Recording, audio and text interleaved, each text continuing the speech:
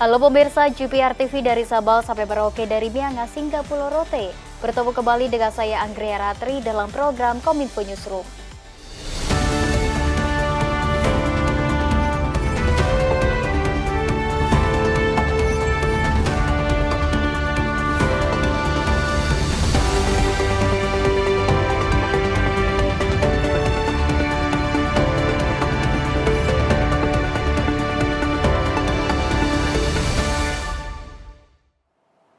Kita ke informasi yang pertama pemirsa, Badan Pembinaan Ideologi Pancasila menyerahkan duplikat bendera pusaka kepada 38 kepala daerah di Indonesia di Jakarta.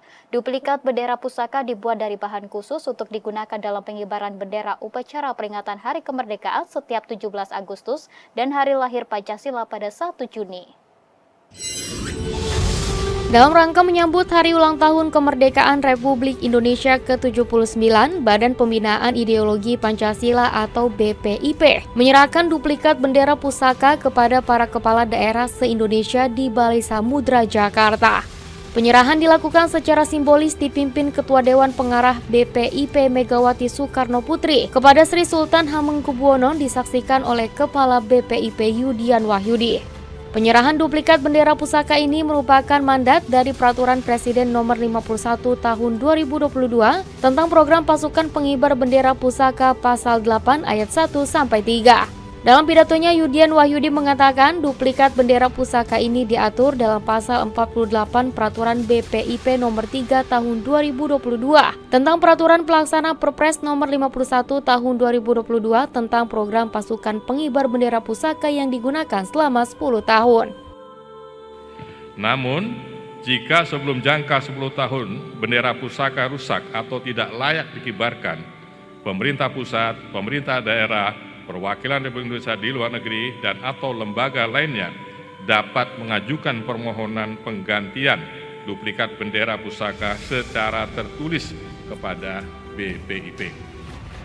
Kami berharap agar duplikat bendera pusaka ini dapat dijaga dengan sebaik-baiknya.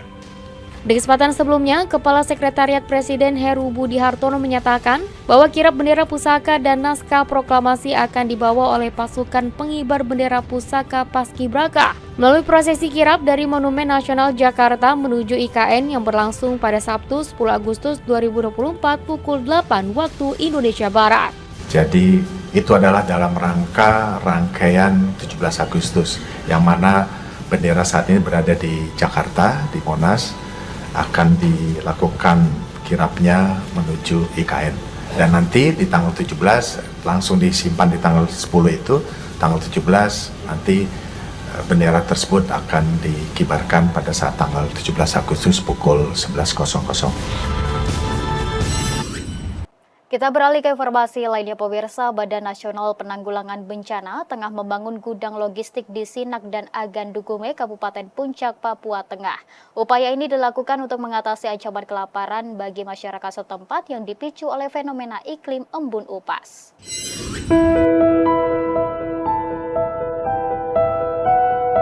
Badan Nasional Penanggulangan Bencana tengah membangun gudang makanan di Sinak dan Agan Dugume, Kabupaten Puncak, Papua Tengah untuk mengatasi ancaman kelaparan bagi masyarakat setempat yang dipicu oleh fenomena iklim embun upas.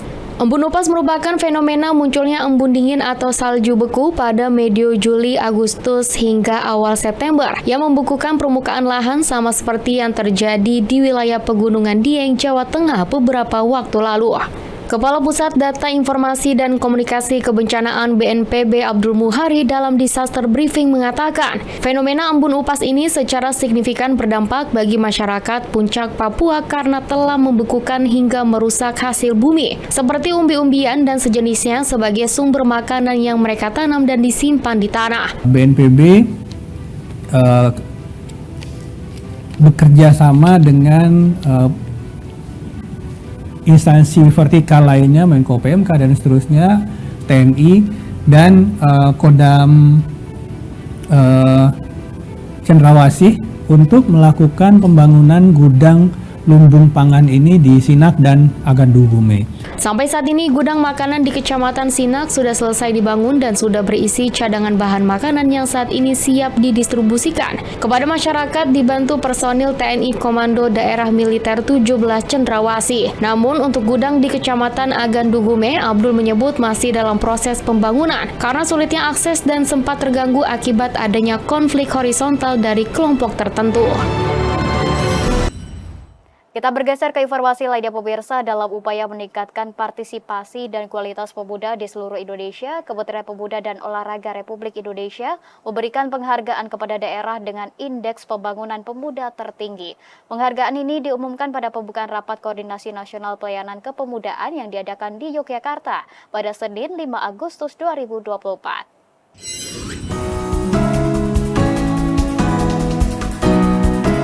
Kementerian Pemuda dan Olahraga menggelar Rapat Koordinasi Nasional Pelayanan Kepemudaan tahun 2024 dengan tema Jumpa Kolaborasi dan Sinergi untuk Muda Berdaya. Pada tahun ini, Rakornas difokuskan untuk membahas penguatan kapasitas kelembagaan, koordinasi, sinkronisasi, harmonisasi kebijakan, serta meningkatkan pemahaman dan komitmen pencapaian target capaian indeks pembangunan pemuda. Selain itu, rapat koordinasi ini bertujuan untuk meningkatkan pemahaman dan komitmen terhadap target IPP tahun 2024 sebesar 57,67, sesuai dengan arahan Wakil Presiden Republik Indonesia. Deputi Pengembangan Pemuda Kemenpora Raden Isnanta mengatakan, jumlah pemuda di Indonesia telah mencapai 64 juta dan diperlukan adanya program berskala besar dan berdampak signifikan untuk meningkatkan nilai indeks pembangunan pemuda.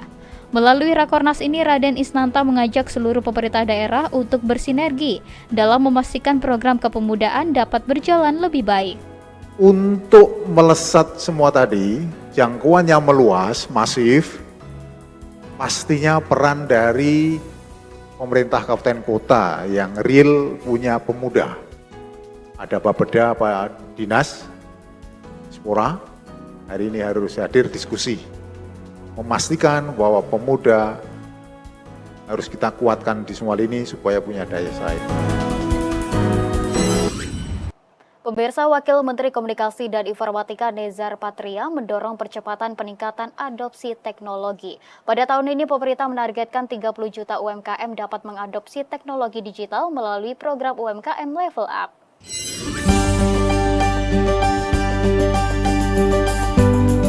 Pemerintah tengah mempercepat peningkatan adopsi teknologi digital sebagai upaya mendukung pelaku UMKM memanfaatkan ekosistem teknologi digital di Indonesia. Wakil Menteri Komunikasi dan Informatika Nezar Patria menyatakan, tahun ini pemerintah menargetkan 30 juta UMKM dapat mengadopsi teknologi digital melalui program UMKM Level Up. Dalam workshop UMKM Level Up di Kota Banda Aceh, Provinsi Aceh, Nezar mengungkapkan bahwa saat ini Kementerian Kominfo tengah memfasilitasi program teknologi digital bagi UMKM untuk memberikan solusi kepada 67% pelaku UMKM yang masih berjuang untuk mempertahankan bisnisnya saat ini.